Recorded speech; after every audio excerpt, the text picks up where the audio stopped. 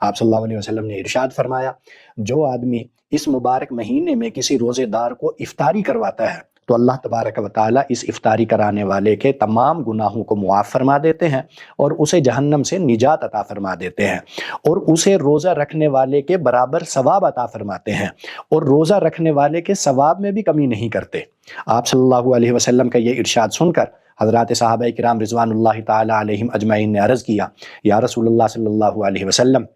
ہم میں سے ہر کسی کے پاس اتنے پیسے نہیں ہوتے، اتنی وسعت نہیں ہوتی کہ وہ افطاریاں کروائے۔ تو آپ صلی اللہ علیہ وسلم نے ارشاد فرمایا اللہ تبارک و تعالیٰ یہ ثواب اس شخص کو بھی عطا فرما دیتے ہیں جو افطاری کے لیے صرف ایک کھجور مہیا کر دے، یا پانی کی ایک گھونٹ کسی کو پلا دے،